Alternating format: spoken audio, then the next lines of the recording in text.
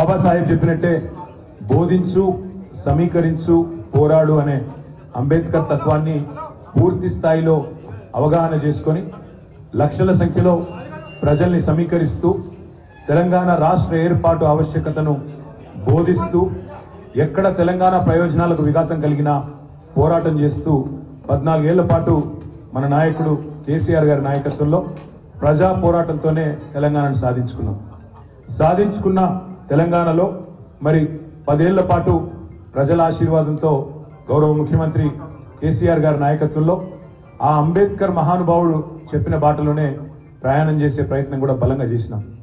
స్వేచ్ఛ కంటే సమానత్వం ముఖ్యమని అంబేద్కర్ గారు ఏదైతే ప్రవచించినారో దానికి అనుగుణంగానే మరి విద్యతోనే వికాసం వస్తుంది, వికాసం వల్లనే అల్టిమేట్ గా ప్రగతి వస్తుంది, ప్రగతితోనే సమానత్వం వస్తుందనే ఆలోచన అంబేద్కర్ ధార ఏదైతే ఉన్నదో దానికి అనుగుణంగానే 1022 గురుకుల పాఠశాలలు పెట్టుకున్నా, అదేవిధంగా 1005 జూనియర్ కాలేజీలు పెట్టుకున్నా, 88 డిగ్రీ కాలేజీలు పెట్టుకున్నా, ఎస్సీ ఎస్టీ బీసీ మైనారిటీ అదేవిధంగా అగ్రవర్ణాల్లో ఉండే పేదల కోసం కూడా మరి విద్యతోనే సమానత్వం వస్తుందనే అంబేద్కర్ ఆలోచన ధార నుంచే కేసీఆర్ గారు కూడా 1022 గురుకుల పాఠశాలలు పెట్టిన మరి పరిస్థితి కూడా మనందరికీ తెలుసు.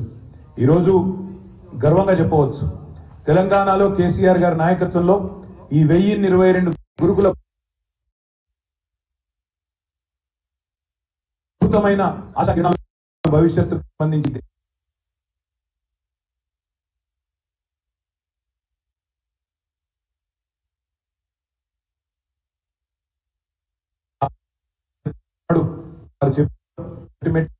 కాస్ట్ లెస్ సొసైటీ ఉండాలా, కాస్ట్ ఫ్రీ సొసైటీ ఉండాలా, అందరినీ ఒక మనిషికి ఒకే ఓటు అని చెప్పినాను రాజ్యాంగంలో, కానీ ఒక మనిషికి ఒకే విలువ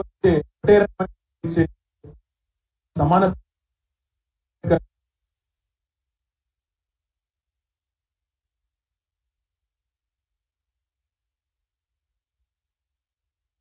రాష్ట్ర పరిపాలనకు కేంద్ర బిందువైన సెక్రటేరియట్ కు డాక్టర్ బాబాసాహెబ్ అంబేద్కర్ పేరు పెట్టిన అది ఒక్క కేసీఆర్ గారి వల్లనే సాధ్యమైందనే మాట కూడా నేను గుర్తు చేస్తా ఉన్నా. దాంతో పాటు ఈ దేశంలో అంబేద్కర్ గారు అంటే కేవలం దళితులకు సంబంధించిన నాయకుడే కాదు, కేవలం బడుగు బలహీన వర్గాలకు సంబంధించిన నాయకుడే కాదు, మహాత్మా గాంధీతో తప్పకుండా పోల్చి సరిసమానమైన స్థాయి కలిగిన నాయకుడు అంబేద్కర్ గారు. అందుకే అంతటి ఘనమైన నివాళిని ఆ రోజు కేసీఆర్ గారి నాయకత్వంలో మనం శాసనసభలో అందించుకున్నాం. వారి 125 ఫీట్ల విగ్రహం పెట్టుకున్నాం. ఇది విగ్రహం కాదు, ఇది విప్లవం అనే మాట ఆనాడు కేసీఆర్ గారు మాట్లాడినాం. తప్పకుండా ఇవాళ మళ్ళొక్కసారి 133వ జయంతి నాడు మనందరం కూడా గుర్తుంచుకోవాల్సింది ఒకటే, దళిత బంధు లాంటి దమ్మున్న పథకం పెట్టినా లేదా బలహీన వర్గాల కోసం చిత్తశుద్ధితో నిబద్ధతతో రాజకీయ ప్రయోజనాలతో నిమిత్తం లేకుండా రాజకీయంగా నష్టం జరిగినా లాభం జరిగినా మరి అధికారం ఉన్నప్పుడు అవకాశం ఉన్నప్పుడు తప్పకుండా అందరి మంచి కోసం సమానత్వం కోసం పాటుపడాలనే ఒక ఆలోచన ఏదైతే కేసీఆర్ గారు చేసినారో ఆ ఆలోచన ధార ఆ అంబేద్కర్ గారి బాటలో అందరం కూడా ముందుకు సాగుదాం.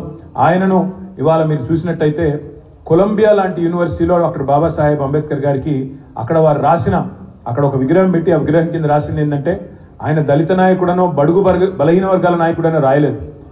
Is founding father is one of the founding fathers of modern India. అంటే ఆధునిక భారతానికి మరి బీజం వేసిన ఒక జాతిపిత లాంటి నాయకుడు, ఒక ఆనాటి ఫౌండింగ్ ఫాదర్స్ లో ఆయన కూడా ఒకరని ప్రపంచమే గుర్తించే పరిస్థితి. వాళ్ళ 100 పైచిలకు దేశాల్లో అంబేద్కర్ గారి గురించి ఇవాళ స్మరించుకుంటున్నారు, ఆలోచించుకుంటున్నారు. మన దేశంలో కూడా ఈ రోజు ముఖ్యంగా ఈ రోజున్న పరిస్థితుల్లో ఆయన చెప్పిన ఒక గొప్ప మాటను గుర్తు చేసుకోవాల్సిన బాధ్యత మన మీద ఉన్నది.